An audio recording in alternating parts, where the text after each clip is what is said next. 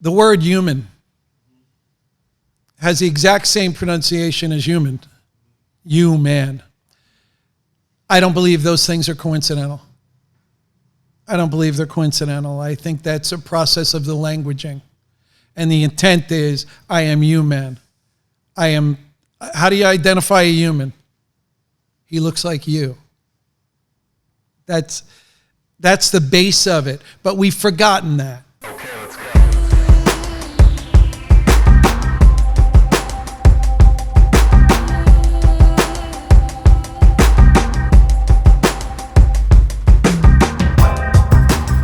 No, I'll be fine. I'm fine too, so you will be. You always make it out at the end, right? You're a testament to that.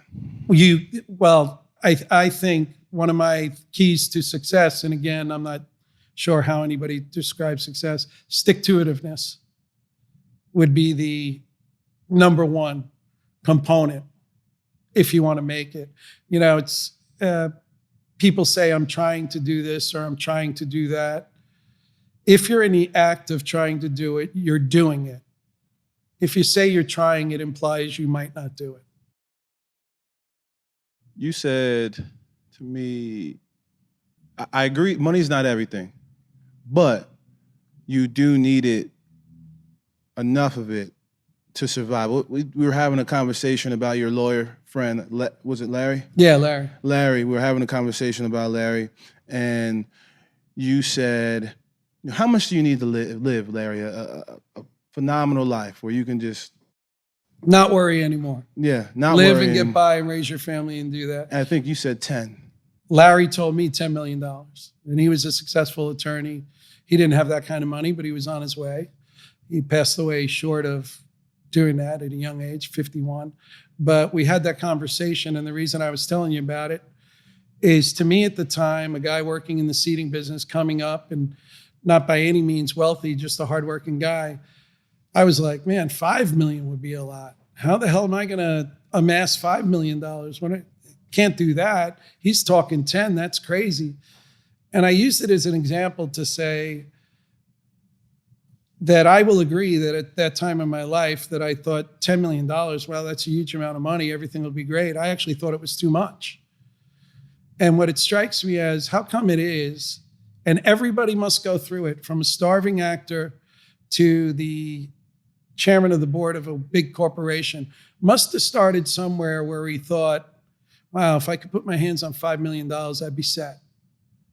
But these people are now earning hundreds of millions of dollars. I am focused every day on not getting addicted to money. If I am sure, I've seen the examples, if I get to the next accomplishment and keep all the profits for myself, I will not be as happy as I am now. And I find it curious that everybody thinks stacking that money away will make them happier, ensure their happiness. I actually agree with you that there's a certain amount of money that will give you a sense of security. I also will tell you that it's not real security. It's a sense of security. And it doesn't matter what the amount of money, a catastrophe could strike and take anything. You could get corona and drop dead. So what's your money worth? And the other thing that I'm amazed at every day is, if you have $3 million in the bank and you've decided that you can never let your bank account go below $2.5 million, you've got $500,000 in the bank. There's no other way to look at it. If you can't spend it, it's not money. But in this culture, guys are stacking it. It's a trophy. That's what they think. And people are starving, and they don't have, and they can't have. And they, I told you the story about Verloom, the new company, and how my goal is 50% of profits will go someplace to help people who need help. And I will probably steer that to people building their own business who can't get the funding, because I have a passion for that, and I remember how that was. I went to Shylock for my first loan at 5% a week. I paid that loan for 19 months.